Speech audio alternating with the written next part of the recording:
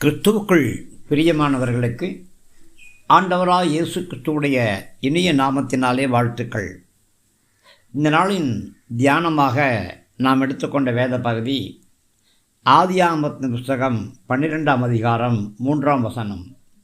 உன்னை ஆசீர்வதிக்கிறவர்களை ஆசீர்வதிப்பேன், உன்னை சபிக்கிறவனை சபிப்பேன், பூமியில் உள்ள வம்சங்கள் எல்லாம் உனக்குள் ஆசீர்வதிக்கப்படும் என்று ஆண்டவராகிய கர்த்தர் சொல்கிறார். பிரியமானவர்களே, கர்த்தர் நம்மை நேசிக்கிறார். தம்முடைய கிருபையும் இரக்கத்தையும் நமக்கு வெளிப்படுத்துகிறார். நாம் கானானிலே தங்கி தாவரிக்க வேண்டும் என்பதே கர்த்தருடைய சித்தமாயிருக்கிறது.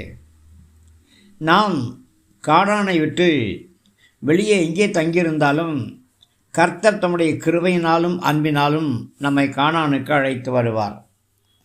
கர்த்தர் நம்மை கானானுக்கு வருமாறு அழைக்கும் பொழுது நாம் கர்த்தருடைய அழைப்பை ஏற்று கானானுக்கு புறப்பட்டுப்பட வேண்டும். நாம் கர்த்தருடைய வார்த்தைக்கு கீழ்ப்படியலை அப்படின்னா கர்த்தருடைய அழைப்பு மறுபடியும் நமக்கு கொடுக்கப்படும். இது கர்த்தருடைய கிருபை. நாம் அவருடைய கிருபையை ஒருபோதும் அசட்டை பண்ண விடக்கூடாது. கர்த்தர் நமக்குள்ளே ஆரம்பித்திருக்கிற நற்கிரியைகளை நிறைவேற்ற வேணும் அப்படின்னு விரும்புகிறாரு. கர்த்தர் செய்ய நினைக்கிற எந்த ஒரு காரியமும் தடைபடாது. நம்முடைய ஆத்துமா கர்த்தருக்குள் உறுதியாக நிலைச்சிருக்கணும். நம்முடைய ஆத்துமாவுக்கும் கர்த்தருக்கும் இடையே நெருக்கமான ஒரு உறவு இருக்கணும். அப்போதுதான் கர்த்தருடைய வார்த்தைகள் நமக்கு பலிக்கும். கர்த்தர் நம்ம அழைக்கும் பொழுது தம்முடைய வாக்கு தத்தங்களையும் கொடுத்து தான் நம்ம கர்த்தர் அழைக்கிறார். பிரியமானவர்களே, கர்த்தர் ஆபிரகாமை நோக்கி, நீ உன் தேசத்தையும் உன் இனத்தையும் உன் தகப்பனுடைய வீட்டையும் விட்டு புறப்பட்டு நான் உனக்கு காண்பிக்கும் தேசத்துக்கு போ அப்படின்னு அழைக்கிறார். ஆபிரகாம் ஆரானுக்கு போவதற்கு முன்பாக தேவன் அவரை அழைத்தார் அப்படின்னு அப்போஸ்தலர் 7:2 வாசிக்கிறோம். அதற்கு முன்பாக தேராகவும் அவருடைய குடும்பத்தாரும் விக்கிரக ஆராதனை செஞ்சுக்கிட்டு இருந்தாங்க அப்படின்னு யோசுவா 24:2 நாம் வாசிக்கிறோம். தேராகு ஆபிரகாமையும் மற்றவர்களையும் கானானுக்கு கூட்டிக் கொண்டு போகிறார். தேராகு தன்னுடைய விக்கிரக ஆராதனையை விட்டுவிட்டு ஆபிரகாமுடைய தேவனை ஆராதிக்க ஆரம்பிக்கிறார். விக்கிரக ஆராதனையிலிருந்தும் உபத்திரவங்களிலிருந்தும் விடுதலை பெறுவதற்காக தேராகு தன் தேசத்தை விட்டு கானான் தேசத்துக்கு போகிறார். பிரியமானவர்களே, இதனாலே ஆபிரகாம் தேவனுடைய சத்தத்துக்கு கீழ்ப்படியவில்லை அப்படின்னு பொருள் அல்ல. ஆபிரகாமும் தேவனுக்கு கீழ்ப்படுகிறார். பிரியமானவர்களே, கர்த்தர் பல நேரங்களிலே நம்மை இப்படிப்பட்ட வார்த்தைகளாலே பரீட்சை பார்க்கக்கூடியவராக இருக்கிறார். யாரெல்லாம் இயேசு கிறிஸ்துவை பின்பற்றி வருகிறார்களோ அவர்கள் தங்களை தாங்களே வெறுக்கணும். இயேசு கிறிஸ்துடைய சிலுவையை சுமந்து கொண்டு தான் ஆகணும். அவரை பின்பற்றி வரணும். எப்படி ஆபிரகாம் தன்னுடைய தேசத்தையும் தன்னுடைய ஜனங்களையும் விட்டுவிட்டு கர்த்தரை பின்பற்றி வந்தாரோ அதே மாதிரி தான் நாமும் கர்த்தருக்காக விட வேண்டிய காரியங்களை விடணும். ஆபிரகாமுக்கு கர்த்தர் சொன்ன காரியங்கள் என்ன?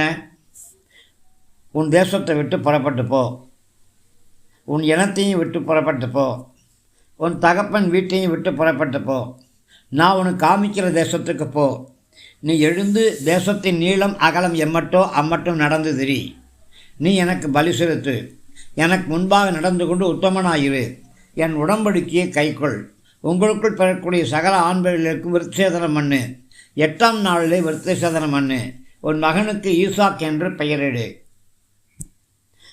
சாராள் இந்த விஷயத்திலே உனக்கு சொல்வது எல்லாவற்றையும் கேள். உன் புத்திரனும் உன் ஏகசுதனும் உன் நேசகுமாரனும் ஆகிய ஈசாக்கை தகன பலியாக பலியிடு, பிள்ளையாண்டன் மேலே உன் கையை போடாதே. இப்படியெல்லாம் சற்றேறத்தாழ ஒரு 14 காரியங்களை கட்டளையாக ஆபிரகாமுக்கு தேவன் கொடுத்தார்.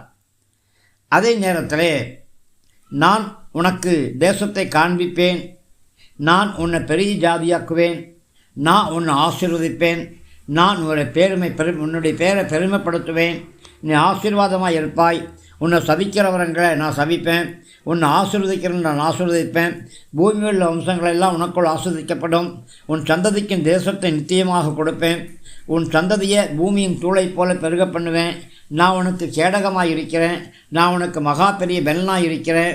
உன் வீட்டில் பிறந்த பிள்ளை உனக்கு சுதந்திரவாளியாக இருப்பான். உன் சந்ததி வானத்து நட்சத்திரங்களைப் போல எண்ண முடியாத அளவுக்கு திரளாக இருக்கும். உன் சந்ததியார் தங்களுடையது அல்லாத அந்நிய தேசத்திலே பரதேசிகளாயிருந்து அவர்களால் 400 வருஷம் உபத்திரவப்படுவார்கள். இவர்கள் சேவிக்கும் ஜாதிகளை நான் நியாயந்திருப்பேன். அடிமைத்தனத்திலிருந்து உன் சந்ததிக்கு விடுவித்து வெளியே கொண்டு வருவேன். உன் சந்ததி மிகுந்த பொருளோடு ஆசீர்வதிப்பேன். நீ சமாதானத்தோடு உன் பிதாக்களிடத்திலே சேருவாய். நல்ல முதிர் வயதிலே அடக்கம் எனப்படுவாய். என் உடன்படிக்கையை நித்திய உடன்படிக்கையாக ஸ்தாபிப்பேன். உன்னை மிகவும் திரளாய் பெருக பண்ணுவேன். நான் உன்னை திரளான ஜாதிகளுக்கு தகப்பனாக ஏற்படுத்துவேன். உன்னை மிகவும் அதிகமாக பலுக பண்ணுவேன். உனக்கு ராஜாக்கள் தோன்றுவார்கள். தலைமுறை தலைமுறையாக வரும் உன் சந்ததிக்கும் நடுவே என் உடன்படிக்கையை நித்திய உடன்படிக்கையாய் ஸ்தாபிப்பேன். உனக்கும் உனக்கு பின்வரும் சந்ததிக்கும் நான் தேவனாய் இருப்பேன். நான் உன் மனைவி சாராளை ஆசீர்வதிப்பேன். சாராளாலே உனக்கு ஒரு குமாரனை தருவேன். சாராள் பல ஜாதிகளுக்கு தாயாக அவள் ஆசீர்வதிப்பேன். சாராளாலே ஜாதிகளுக்கு ராஜாக்கள் உண்டாவார்கள் என்று சொல்லி சட்டத்தார ஒரு 48 வாக்குறுதிகளை ஆண்டவராகிய கர்த்தர் கொடுக்கிறார். பிரியமானவர்களே, ஆண்டவராகிய கர்த்தர் நமக்கு ஒரு வாக்குத்தத்தம் கொடுக்கும் பொழுது அதை உறுதியாய் பற்றி கொள்ள வேண்டும். அதை நம்ப வேண்டும்.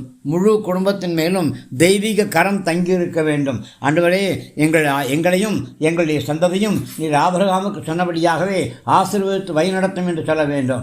அப்படி இருக்கும் பொழுது தேவன் உங்களை ஆசீர்வதித்து யாரெல்லாம் உங்களை பகைக்கிறார்களோ அவர்களுக்கு நீதி செய்வார். தேவ கிருபை நம் அனைவரோடும் கூட இருக்கட்டும். ஆமேன், ஆமேன், ஆமேன்.